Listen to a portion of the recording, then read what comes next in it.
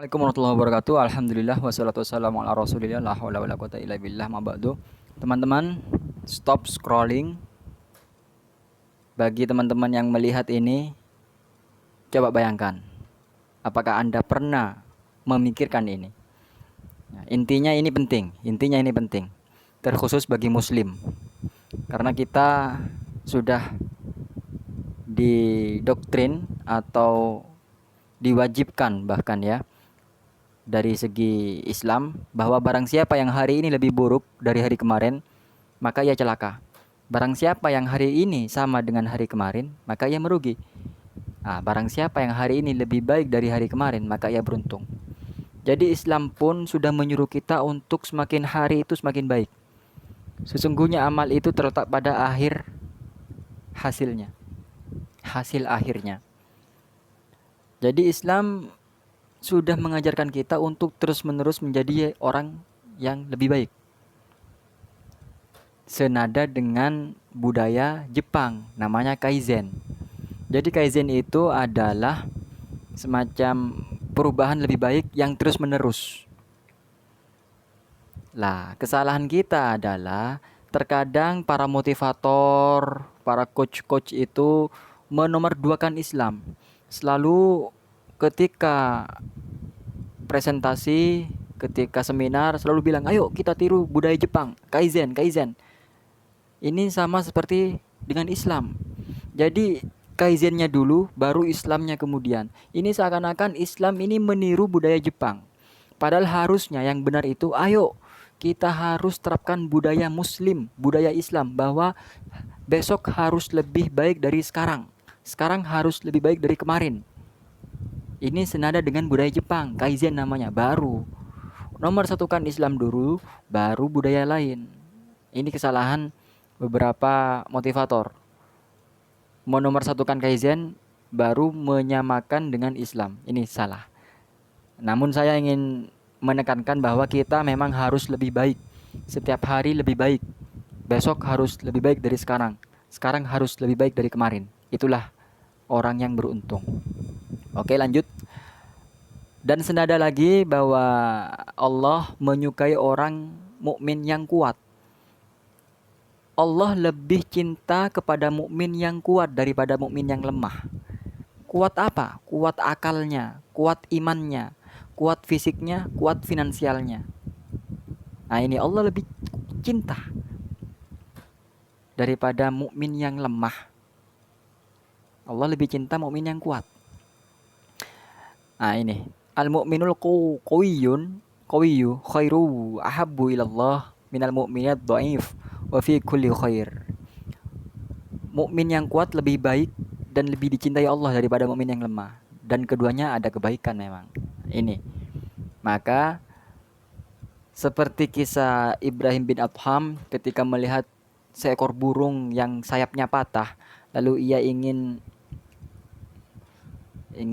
memastikan apakah benar bahwa semua makhluk itu dijamin rezekinya oleh Allah. Ia amati dari kejauhan, burung ini nggak mungkin bisa terbang. Apakah akan ada rezekinya? Berselang beberapa saat, ada burung datang menghampirinya, menyuapi makanan. Akhirnya ia meyakini bahwa semua makhluk yang hidup di bumi ini pasti ada rezekinya masing-masing, meskipun tidak bekerja. Ia lapor ke ulama di sana, "Syekh, saya per hari ini mau berhenti bekerja." "Loh, kenapa?" "Saya tadi menyaksikan dengan mata kepala saya sendiri bahwa semua makhluk hidup ini pasti akan dijamin oleh Allah rezekinya." "Kenapa demikian?" "Tadi saya melihat seekor burung," dan segala macam yang diceritakan. Akhirnya gurunya menjelaskan, "Apakah kamu mau menjadi burung yang lemah, yang menerima tinggal menunggu pemberian dari orang lain, atau kamu mau jadi burung yang ngasih itu tadi, burung yang kuat yang ngasih rezekimu ke orang yang lemah?" Akhirnya Ibrahim bin Adham gak jadi nganggur. Ia terus bekerja untuk menjadi orang yang berbagi ke sesama yang lain. Makanya Islam pun juga menyarankan sebaik-baik manusia adalah yang paling bermanfaat bagi orang lain. Itu. Kenapa kita harus bekerja? Kenapa kita harus lebih baik dari hari ke hari agar kita bisa bermanfaat ke orang lain? Semakin besar finansial kita, semakin besar juga jumlah donasi kita untuk bersedekah. Semakin kuat fisik kita, semakin bisa kita menolong orang-orang sekitar. Bangun masjid, kita nggak punya uang, fisik kuat, bantu bangun, bantu ngangkat-ngangkat. Kuat ilmu, punya banyak ilmu, share. Ini saya bisa share, alhamdulillah. Kuat harta, berbagi semakin banyak. Nah, ini keunggulan orang-orang yang kuat. Lah, namun terkadang kita muslim terdoktrin wes lah sing penting urip, yang penting beribadah, toh kita ngejar untuk akhirat, nggak masalah, nggak masalah. Itu semua karena alam bawah sadar. Jadi suksesnya seseorang itu ternyata bukan dari karena akalnya, bukan dari karena pintar menganalisa, identifikasi, membandingkan, bukan. Itu pikiran sadar. Yang membuat orang sukses itu adalah pikiran bawah sadar, 88%. Apa saja pikiran bawah sadar itu? Kebiasaan, emosi atau perasaan, keyakinan atau kepercayaan. Nah ini, kita mindsetnya yakin, wes lah rezeki ono sing ngatur. Akhirnya bawah sadar terdoktrin, oh wes lah gak usah ngapa-ngapain. Intuisi, perasaan, memori jangka panjang, kreativitas. Ini semua bawah sadar yang mempengaruhi kesuksesan seseorang. 88% adalah pikiran bawah sadar. Nah ini misal contoh ya, pikiran sadar. Belajar itu penting. Aku harus belajar, aku harus belajar. Kita sadar ini ngomong. Tapi pikiran bawah sadar, belajar itu membosankan. Belajar itu bikin stres, jenuh. Lebih baik main. Ini bawah sadar. Tapi pikiran sadar, ayo harus belajar, itu penting. Pertanyaannya, apakah kita akan belajar? Tidak, Mas. Tidak. Karena 88% yang menentukan adalah pikiran bawah sadar. Nah, itu. Makanya kita harus ubah mindset kita. Kita harus tatap alam bawah sadar kita untuk menjadi manusia yang bermanfaat. Ubah doa-doa kita yang dulu, misal kita berdoa, ya Allah, jadikanlah saya orang yang berkecukupan saja. Yang penting saya berkah hidup, masuk surga. Bagus, itu doa bagus. Namun alangkah baiknya ketika kita berdoa, ya Allah, jadikan saya orang yang kuat finansial, kuat fisik, sehingga saya bisa jadi orang yang bermanfaat, berbagi ke sesama. Itu kan lebih baik. Nah ini, alam bawah sadar sangat penting, pikiran bawah sadar. Saya kasih contoh gajah. Gajah itu besar dan kuat sekali. Tapi kenapa ia tidak bisa memberontak? Karena ia sudah terdoktrin bawah sadar sejak kecil. Waktu gajah kecil, kakinya diikat, lalu ditancapkan ke sebuah tiang yang kuat. Jadi gajah kecil tidak bisa pergi kemana-mana. Setiap ia mau bergerak, ia tertahan kakinya. Oh, aku terikat.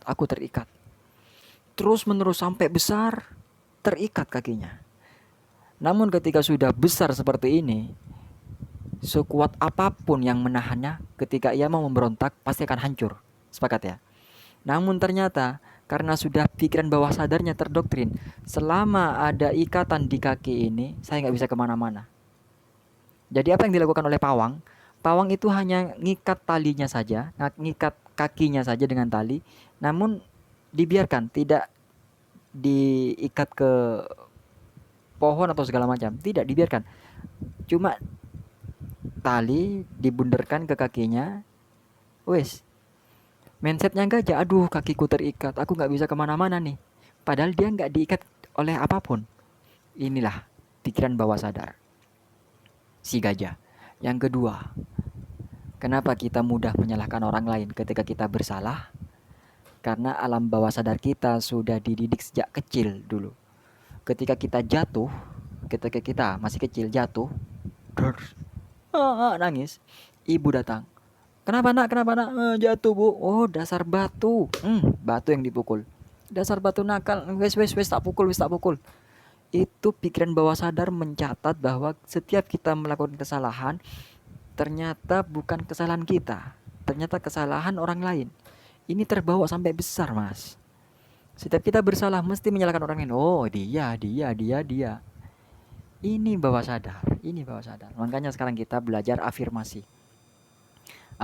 Ayo katakan pada diri kita, saya bisa. Saya sehat, saya bahagia, saya bermanfaat, saya luar biasa. Oke, ayo, ayo, saya bisa, saya bisa. Nah ini. Ya, mari kita sekarang bahas untuk perubahan ke depan. Ini ada 8 aspek. 8 aspek ini maksimal ya. Jadi finansial kita ingin bagaimana ke depannya, kesehatan, rekreasi, spiritual, karir, keluarga, pengembangan diri, sosial, hubungan sosial. Oke, ayo. Sekarang ambil bolpen ya atau siapkan komen, dengarkan sambil komen. Saat ini, teman-teman, tahun 2022 sama 10 tahun lagi, kira-kira teman-teman mau seperti apa? Oke, saat ini tulis dulu teman-teman. Oke, saat ini tulis usianya berapa? Ya, usianya berapa? Usia istrinya berapa? Usia orang tuanya berapa? Tulis ya. Usia anaknya berapa? Usianya tulis, tulis. Ketika selesai, 10 tahun lagi tulis usia Anda berapa? Usia istri Anda berapa? Usia orang tua Anda berapa? Usia anak Anda berapa? 10 tahun lagi. 10 tahun lagi tulis. Ya. Sudah. Sekarang, saat ini tahun 2022, ini saya ya. Saya umur 30 tahun. Oke. Istri saya umur 25. Anak saya umur 3 tahun. Orang tua saya umur 50 tahun atau 60 tahun. 61 tahun. Mertua saya umur 70 tahun. Oke ya. Saat ini finansial saya gaji bulanan 10 juta.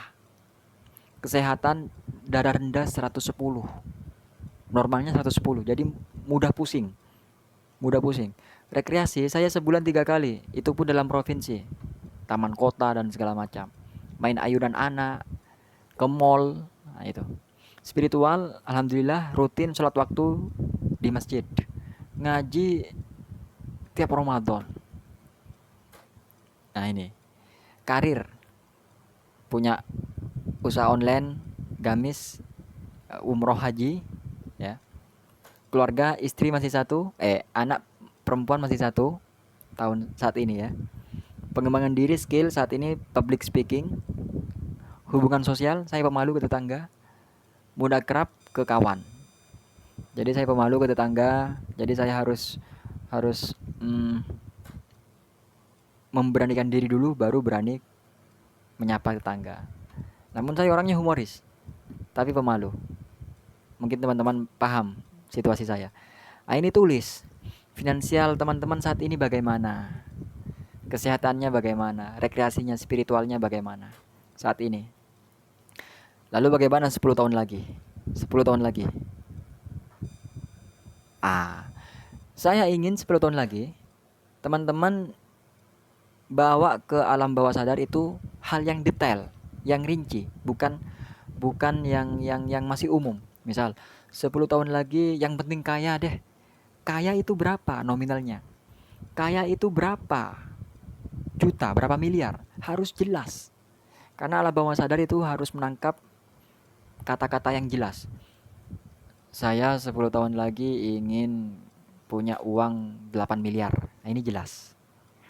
10 tahun lagi saya ingin punya anak 4, punya rumah. Nah, ini jelas. Oke? Nah, ini finansial.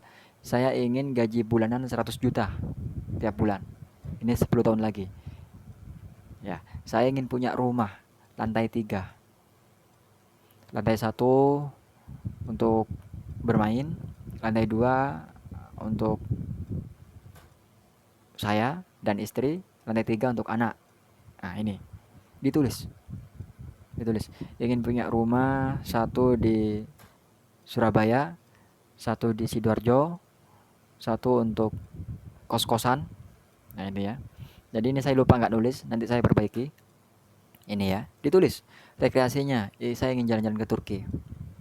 Ke Arab itu Mekah, Madinah, Mesir. Ingin ke Malaysia, ingin tahu Malaysia. Nah, ini. Spiritual, tetap rutin 5 kali ke masjid, plus ingin haji bersama istri. Anak pertama, orang tua 4, orang tua 2, mertua 2. Itu.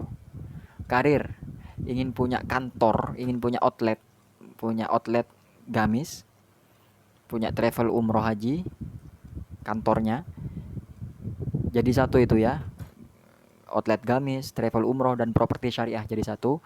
Ada isi ulang air dan pom bensin mini.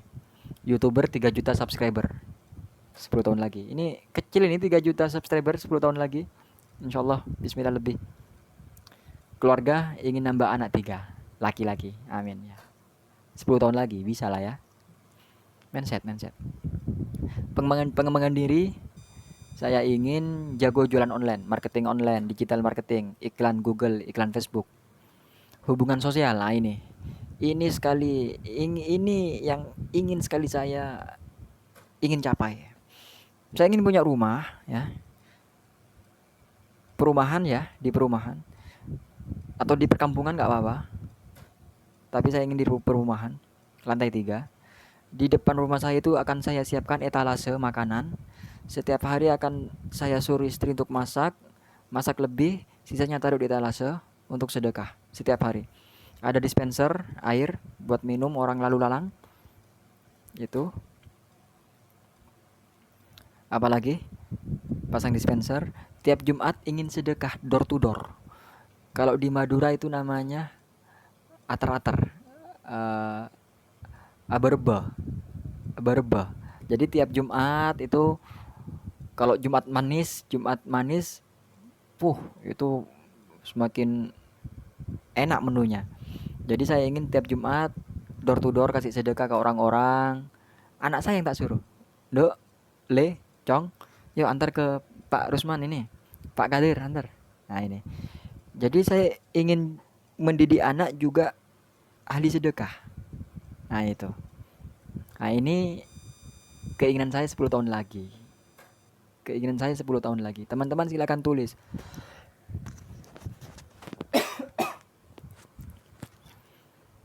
Nah ini saya belum jelas, belum detail. Istri saya 10 tahun lagi usianya berapa? 35 tahun, bagaimana? Ini harus sama istri juga. Istri kesehatannya bagaimana? Rekreasinya bagaimana? Spiritualnya bagaimana? Makanya ini dirundingkan ke istri, ke orang tua, ke anak, dirundingkan. Nah, silakan tulis saja dulu nggak apa-apa. Terkait cara mencapainya itu gampang. Yang penting alam bawah sadar, pikiran bawah sadar sudah tertanam, insya Allah tercapai. Karena dunia psikologi, dunia NPL ya, dunia coaching itu ada namanya alam semesta mendukung. Kalau dunia Islami itu namanya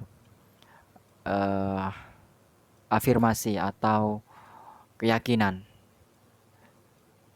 Meyakini, timbal balik. Ketika memohon, pasti Allah akan mengabulkan. Kalau di Islami. Makanya dari tadi kita sampaikan pikiran bawah sadar, ya Allah, saya ingin 10 tahun lagi gaji bulan 10 juta. Katakan, deklarasikan, umumkan. Semakin banyak orang yang mengaminkan, itu kan semakin makbul kan. Makanya teman-teman gak usah ragu, tulis aja. Deklarasikan, umumkan, tulis di komen. Semakin banyak yang mengaminkan, akan semakin mudah tercapai, ya kan? Inilah afirmasi namanya, afirmasi. Makanya tulis, kasih tahu ke istri, tulis. Dek, aku 10 tahun lagi ingin punya rumah, ingin gaji seperti ini nih. Amin mas. Didoakan sama istri. Semakin Anda banyak mempublikasikan ke khalayak umum, semakin banyak juga yang mendoakan jenengan. Ya kan? Amin. Bismillahirrahmanirrahim. Subhanakallahumma bihamdika asyhadu an la ilaha illa anta astaghfiruka wa atubu ilaik. Assalamualaikum warahmatullahi wabarakatuh.